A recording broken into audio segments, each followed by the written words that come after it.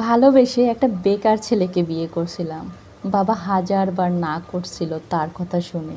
বাবাকে অবশ্য আগে জানিয়েছিলাম যে বাবা, এই ছেলেটাকে আমি ভালোবাসি, বিয়ে করতে চাই।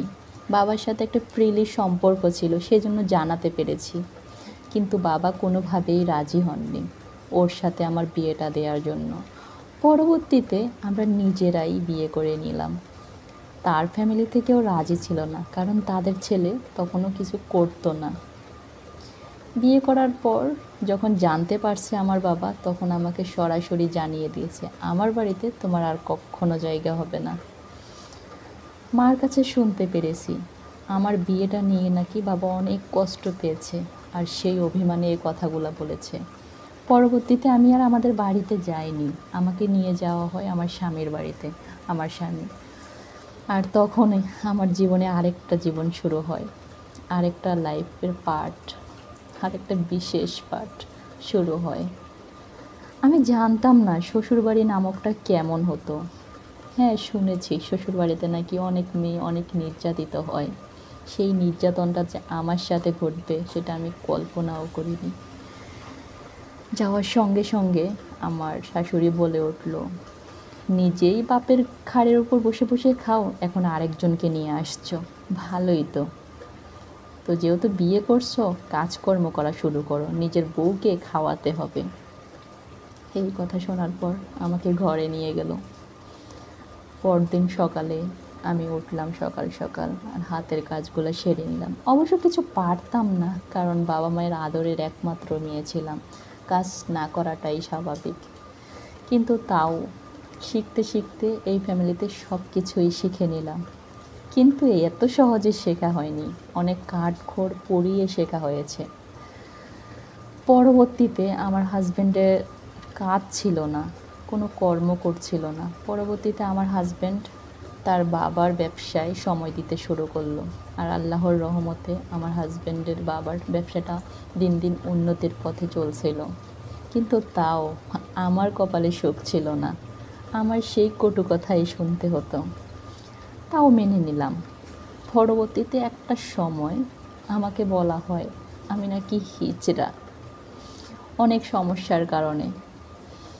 তো আল্লাহর কি রহমত, তার 1 মাসের মাথায় আমি কনসেপ্ট করি। আরও একটা কথা বলতে ভুলে গেছি, ওর বড় একটা বোন ছিল, সে আবার তাদের বাড়িতেই থাকতো। তার বিয়ে 10 বছর পেরিয়ে গেছে, তাও তাদের কোনো সন্তান ছিল না। যখনই শুনছে আমার বেবি হবে, তখনই আমার শাশুড়ি এসে বলে যে, তোমার জামাই তো কামাই নেই, তুমি বাচ্চাকে কি খাওয়াবে, তুমি বাচ্চাটা আমার মেয়েকে দিয়ে দাও। আমি কিছুতেই রাজি হলাম না, যে না, আমি আমার বাচ্চাকে কাউকে দেব না। এই নিয়ে অনেক ঝামেলা হয়েছিল। আমার হাজব্যান্ডও কিছুটা রাজি ছিল, আবার কিছুটা ছিল না। কিছুদিন পরে দেখলাম যে আমার শাশুড়ি আমাকে খুব ভালোবাসতেছে, খুব যত্ন করতেছে। আর একদিন সকালে সে আমাকে 1 গ্লাস দুধ এনে দিল। আর এনে দেওয়ার পর আমি ভাবলাম, না, আমার শাশুড়ি হয়তো ভালো হয়ে গেছে, আমাকে তো ভালোই বাসতেছে। আমাকে বললো, এগুলো তুমি খেয়ে নাও। আর আমিও অবুঝের মতো খেয়ে নিলাম। আর খাওয়ার পরেই আমার প্রচণ্ড পেট ব্যথা শুরু হলো।